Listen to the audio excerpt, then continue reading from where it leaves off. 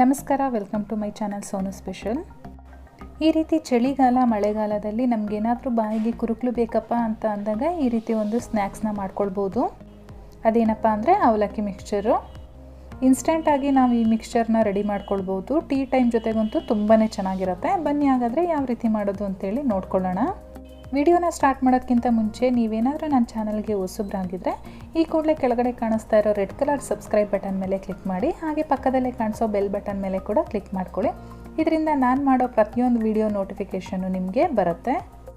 ಬನ್ನಿ ಇವಾಗ ಅವಲಕ್ಕಿ ಮಿಕ್ಸ್ಚರ್ನ ಯಾವ ರೀತಿ ಮಾಡೋದು ಅಂತೇಳಿ ನೋಡ್ಕೊಳ್ಳೋಣ.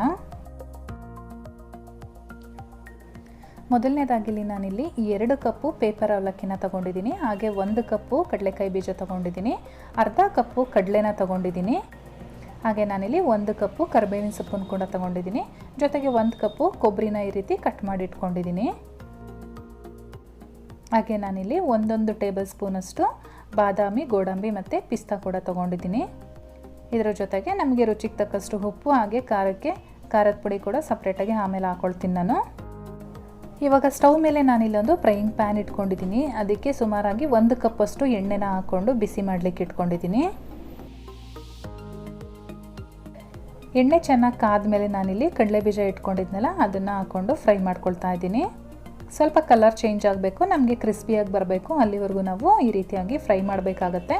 ಫ್ರೈ ಮಾಡಬೇಕಾದ್ರೆ ಲೋ ಫ್ಲೇಮಲ್ಲಿ ಇಟ್ಕೊಂಡು ನಾವು ಡೀಪ್ ಫ್ರೈ ಮಾಡಬೇಕಾಗತ್ತೆ. ಹೈ ಫ್ಲೇಮ್ ಮಾಡಿಕೊಂಡ್ರೆ ಬೇಗನೆ ಸೀದೋಗುತ್ತೆ ನಮಗೆ.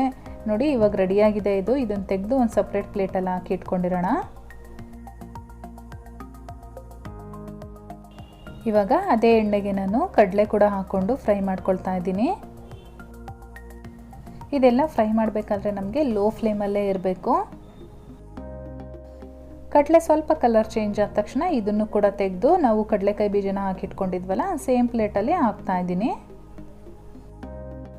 ಇವಾಗ ಮತ್ತೆ ಅದೇ ಎಣ್ಣೆ ಒಳಗಡೆ ನಾನು ಕೊಬ್ಬರಿನ ಕಟ್ ಮಾಡಿ ಇಟ್ಕೊಂಡಿದ್ನಲ್ಲ ಅದನ್ನು ಕೂಡ ಹಾಕ್ಕೊಂಡು ಇದನ್ನು ಇನ್ನೊಂದು ಸ್ವಲ್ಪ ಕಲರ್ ಚೇಂಜ್ ಆಗೋವರೆಗೂ ಫ್ರೈ ಮಾಡ್ಕೊಳ್ಳೋಣ. ನೋಡಿ ಇಷ್ಟಾದರೆ ಸಾಕು. ಇದನ್ನು ಕೂಡ ಅದೇ ಪ್ಲೇಟಲ್ಲಿ ಹಾಕಿ ಇಟ್ಕೊತಾ ಇದ್ದೀನಿ.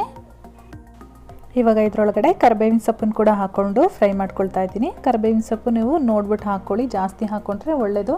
ಯಾಕೆಂದರೆ ಇದು ನಮಗೆ ಕಣ್ಣಿಗೆ, ತಲೆ ಕೂದಲಿಗೆ ಎಲ್ಲದಕ್ಕೂ ತುಂಬಾ ಒಳ್ಳೆಯದು. ಯಾರಿಗೆ ಕೂದಲು ಉದುರೋ ಸಮಸ್ಯೆ ಇರುತ್ತೆ ಅವರು ಕರಿಬೇವಿನ ಸೊಪ್ಪನ್ನು ಯಥೇಚ್ಛವಾಗಿ ಬಳಸಿ, ಕೂದಲು ಉದುರೋ ಸಮಸ್ಯೆ ಕಡಿಮೆ ಆಗುತ್ತೆ.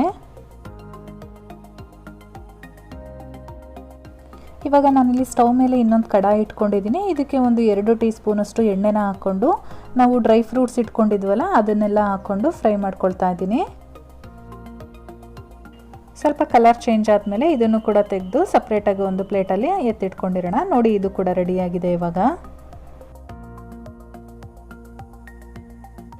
ಇವಾಗ ಅದೇ ಎಣ್ಣೆ ಒಳಗಡೆ ನಾನು ಅವಲಕ್ಕಿನ ತೆಗೆದಿಟ್ಕೊಂಡಿದ್ನಲ್ಲ ಆ ಅವಲಕ್ಕಿನ ಕೂಡ ಸೇರಿಸ್ಕೊಳ್ತಾ ಇದ್ದೀನಿ. ಲೋ ಫ್ಲೇಮಲ್ಲಿ ಇಟ್ಕೊಂಡು ಚೆನ್ನಾಗಿ ಫ್ರೈ ಮಾಡ್ಕೋಬೇಕು. ಇವಾಗ ಇದಕ್ಕೆ ನಾನಿಲ್ಲಿ ಒಂದು 1/4 ಟೀ ಸ್ಪೂನಷ್ಟು ಅರಿಶಿನ ಪುಡಿ ಹಾಕ್ತಾ ಇದ್ದೀನಿ. ಹಾಗೆ ಒಂದು 3/4 ಟೀ ಸ್ಪೂನಷ್ಟು ಖಾರದ ಪುಡಿ, ಜೊತೆಗೆ ರುಚಿಗೆ ತಕ್ಕಷ್ಟು ಉಪ್ಪು ಎಲ್ಲನ ಹಾಕ್ಕೊಂಡು ಚೆನ್ನಾಗಿ ಮಿಕ್ಸ್ ಮಾಡ್ಕೊಳ್ಳೋಣ.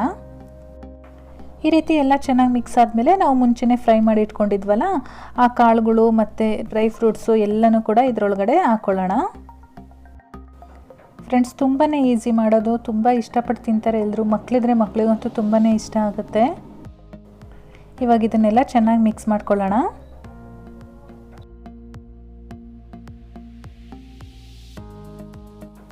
ಇವಾಗ ನಾವು ಕರಿಬೇವಿನ ಸೊಪ್ಪು ಫ್ರೈ ಮಾಡಿ ಇಟ್ಕೊಂಡಿರ್ತೀವಲ್ಲ ಅದನ್ನು ಈ ರೀತಿ ಸ್ವಲ್ಪ ಪುಡಿ ಮಾಡಿ ಹಾಕಿ, ನೀವು ದೊಡ್ಡದು ಹಾಗೆ ಹಾಕ್ಬಿಟ್ರೆ ಯಾರೂ ತಿನ್ನೋದೇ ಇಲ್ಲ, ಬಿಸಾಕ್ಬಿಡ್ತಾರೆ. ಹಾಗಾಗಿ ಈ ರೀತಿ ಪುಡಿ ಮಾಡಿ ಹಾಕೋದ್ರಿಂದ ಆರಾಮಾಗಿ ತಿನ್ಕೊಳ್ಬೋದು.